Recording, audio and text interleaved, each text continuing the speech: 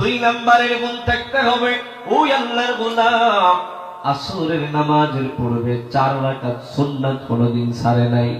3 নম্বরের গুণ ওই আল্লাহর বান্দা তার চোখ দিয়ে কোনো বেগানা নারীর দিকে তাকায় নাই। এই 3টা গুণ যার মধ্যে বাবা তার ইমামতিতে আমার জানাজার নামাজ আদায় করব। আল্লাহর ওলি কুতুবউদ্দিন বখতিয়ার কাকি রাহমাতুল্লাহি আলাইহি দুনিয়ার জমিন ছেড়ে চলে গেলেন। ভাইরা আমার, বন্ধুরা আমার, জানাজার জন্য লাশটা জানাজার ময়দানে নেওয়া হলো, এলান দেওয়া হলো, হাজারো হাজারো মানুষ দাঁড়ানো গেল। এবার শাগরেদ দাঁড়ায় বলতেছে, আমার হযরত মৃত্যুর পূর্বে নসিহত করে গেছে, যার মধ্যে 3টা গুণ পাওয়া যাবে তার দ্বারাই জানাজার ইমামতি করাতে হবে। কে আছো এই 3 গুণে গুণান্বিত মানুষ? জানাজার ময়দানে হাজার মানুষ দাঁড়ায় আছে, কেউ একটু নাড়াও দেয় না, চড়াও দেয় না, কেউ আসে না জানাজা পড়ানোর জন্য।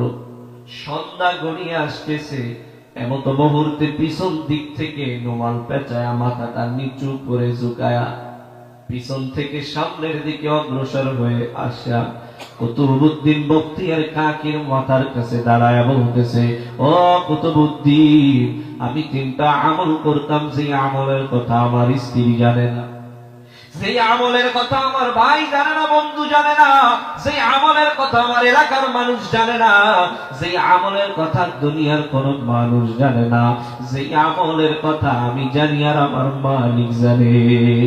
আজকে তোমার জানাজার ইমামতির কারণে আমার এই 3টা আমলের কথা মানুষের কাছে প্রকাশ হয়ে গেল।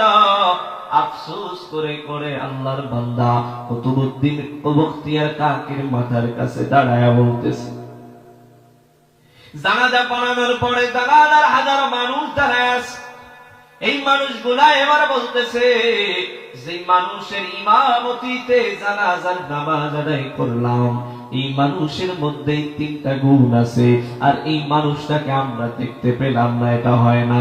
একটা বারের জন্য আপনি আমাদেরকে একটু দেখান, আপনার মুখটা আমরা দেখতে চাই।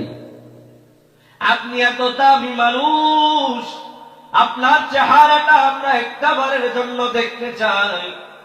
আল্লাহু আকবার। এই কথা বলার পরে অনেক রিকোয়েস্টের পরে আল্লাহর বান্দা রুমালটা মুখ থেকে সরালেন, আর এই আল্লাহর বান্দার চেহারাটা দেখে হাজার হাজার মানুষ অপলক চোখে তার দিকে তাকিয়ে আছে।